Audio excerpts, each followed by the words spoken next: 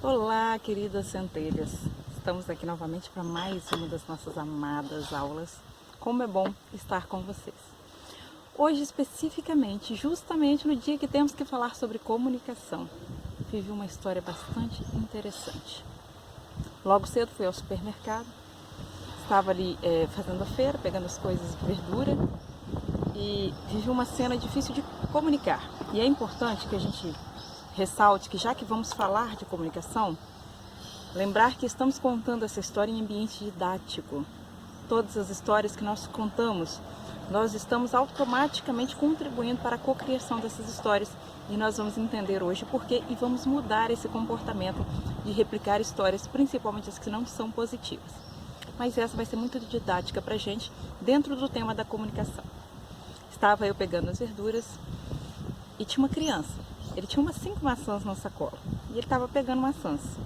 De repente chegou uma mãe alvoroçada, uma mãe ou uma avó, quem estava com ele, e virou para ele e disse: "Eu mandei você pegar isso?" E tomou a sacola da mão dele e começou a rasgar a sacola e jogar de volta as maçãs ali. Foi muito impactante para mim, como terapeuta, que sei que todos os traumas e bloqueios são criados na idade em que aquele menino estava. E de repente fiquei ali impotente diante daquela situação e desejando do profundo do meu coração não julgar, porque na verdade o que importa ali naquela situação não é que a maçã em si, talvez aquela mãe nem tinha condições de pagar por aquela maçã, mas o que importa foi a forma como ela se comunicou. E é essa a minha missão hoje com vocês, de mudar a nossa comunicação com o mundo. Porque existem 2 formas de comunicar: impondo o seu poder, quando ela disse "eu não mandei você fazer isso", e explicando por que de repente ele não poderia levar aquela maçã.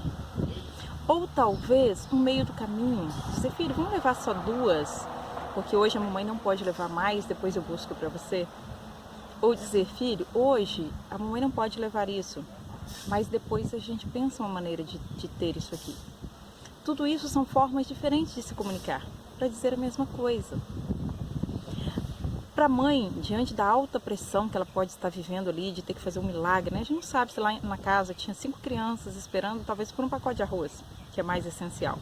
Então não estamos aqui para julgar a mãe, até porque cada um dá o que recebeu. A gente já aprendeu isso, não é? Que cada um dá apenas o que recebe, então não podemos julgar. Mas diante da situação que percebemos que um trauma está sendo criado devido à forma de comunicação, é muito importante estar atento à forma como nos comunicamos, e vamos voltar depois sobre esse assunto com as crianças. Mas vamos entender, gente, o que é a comunicação. A comunicação é a chave que integra toda a manifestação divina. Lá no princípio, na história da criação está: "E Deus disse, faça-se as águas. E Deus disse, faça-se, e viu que aquilo era bom". Olha a importância da comunicação. O nosso chakra da laringe, que é o nosso chakra da comunicação, é o chakra onde nós carregamos a maior parte dos nossos bloqueios. Tanto é que quando a gente está numa situação que a gente sente medo, ou sente ansiedade, ou frustração, costuma apertar a garganta, né? Aí você diz: "Nossa, senti um aperto na garganta". Na verdade, a sua mente estava trazendo à tona todos os riscos que aquilo ali representa, através dos seus traumas e bloqueios, que a gente já aprendeu nas aulas anteriores, que o nosso subconsciente vai reservando aquelas coisas que nós aprendemos e ele passa a armazenar no nosso corpo e se comunica através do nosso chakra da laringe. Todas aquelas coisas que nós deixamos de falar, todas as coisas que sentimos e deixamos de comunicar, e todas as coisas que nós desejamos e não colocamos a caminho, a cocriação desse sonho, vai se armazenando nessa parte do nosso corpo, e a gente sente esse aperto na garganta, essa ansiedade para sentar, ter um ataque cardíaco. Às vezes a gente procura até o hospital achando que está com uma doença, e na verdade a gente está com uma doença emocional, que é os bloqueios da comunicação. Agora, entendendo que a comunicação é aquilo que integra toda a criação divina, que pela palavra todo o universo foi criado. Entendendo que a gente tem o chakra da laringe, que é esse chakra da manifestação, que é a maneira como nós nos comunicamos com o mundo, que através da palavra tudo se faz em nossa vida. É muito importante que quem esteja no processo de expansão de consciência aprenda a se comunicar com o mundo de uma maneira diferente. E aí entende uma coisa, nós temos 3 tipos de comunicação que nós vamos ressaltar aqui: visual, audiovisual e sinestésica. Ou seja, aquilo que a gente vê, aquilo que a gente ouve e aquilo que a gente sente. São maneiras diferentes do nosso cérebro captar a comunicação. Não é só aquilo que a gente fala, mas é aquilo que a gente mostra. E principalmente no que a gente mostra, tem que começar a postura daquele que realmente quer ascender para uma nova comunicação, quer viver em 5ª dimensão. A comunicação é um dos grandes caminhos. Entenda uma coisa, eu sei que as pessoas podem dizer assim, mas é no 3º chakra que está a minha comunicação com o mundo espiritual. Sim, a nossa visibilidade do mundo espiritual está no 3º olho.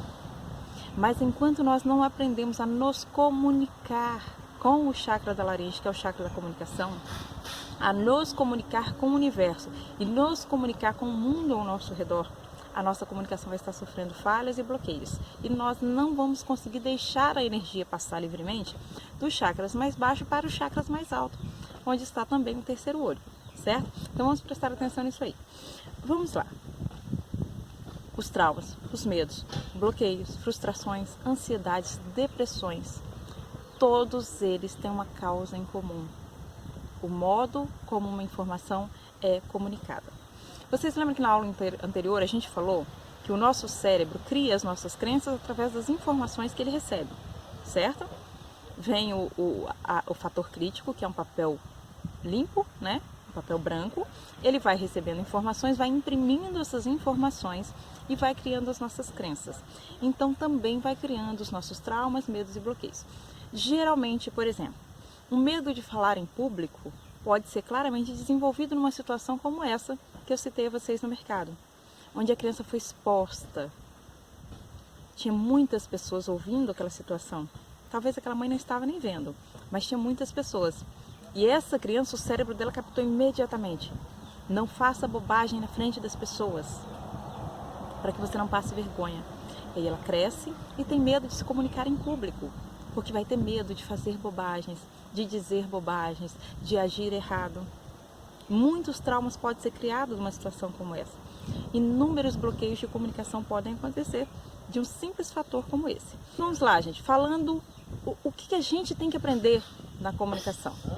Alguns fatores muito importantes. Comunicação inteligente é o que difere as pessoas de sucesso das pessoas frustradas. Quais são os itens, então, que tem que ter a comunicação inteligente? Vamos lá? A comunicação inteligente ela tem que ser clara e objetiva. Ou seja, para eu me comunicar com o universo de maneira inteligente, lembrando que quando a gente fala em ativar o nosso DNA, a gente está falando da comunicação com o universo, porque aquilo que eu aprendo a me comunicar com o universo eu manifesto na forma física. Nós vamos ter uma aula mais para frente que nós vamos falar sobre isso. O que é a manifestação física? Ela é um reflexo do que está acontecendo no plano interno. Então nós temos que entender isso. Vamos aprender a nos comunicar com o universo para nos comunicarmos com o meio, externarmos para o meio aquilo que nós queremos comunicar e manifestar através da nossa comunicação aquilo que nós desejamos viver. Então a comunicação tem que ser clara e objetiva, né?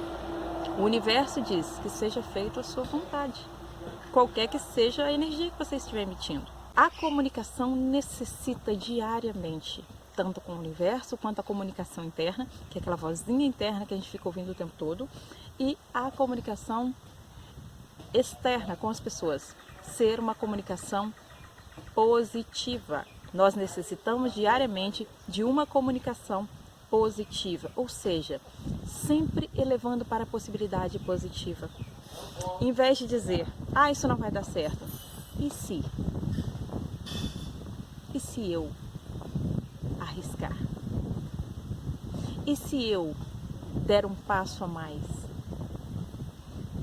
Nossa, olha só que menino burro, ele não aprende. Olha, essa criança talvez tenha meios diferentes de aprender. Ele não aprende desta maneira, talvez haja outra. Olha só que situação ruim, que situação difícil, que emprego chato, não é? Olha que pessoas chatas no meu trabalho. E de repente você pode olhar e dizer, olha, essas pessoas não se comunicam da minha maneira. Você mudou completamente o significado da comunicação que você está trazendo. Vamos lá. Comunicação com o universo deve ser carregada de propósito. Anotem isso, gente. Comunicação clara, objetiva, positiva e carregada de propósito. Como carregada de propósito? Todas as vezes que eu me comunicar, a minha palavra, ela tem que trazer qual é o meu propósito de vida. Por exemplo, eu sou terapeuta e o meu trabalho é mostrar para as pessoas que elas podem muito mais do que sabem. Então, se eu sair por aí, de repente, na hora que eu for me comunicar, dizendo assim, as pessoas são muito limitadas. As pessoas têm dificuldade de aprender. Eu não estou comunicando aquilo que eu desejo viver. Então, eu não posso dizer isso. Eu posso comunicar o seguinte, cada pessoa tem seu caminho de aprendizado. Isso muda imediatamente a minha relação com o universo. Porque o universo, nesse momento, me dá as possibilidades que eu ainda não analisei. E ele me ajuda a encontrar caminhos. Às vezes, dentro da terapia, a gente está buscando um processo de cura e não consegue através de um caminho. E aí, de repente, você se abre para o universo te possibilitar outros caminhos. Isso é muito importante de a gente observar. Comunicação clara e objetiva, positiva e carregada de propósito.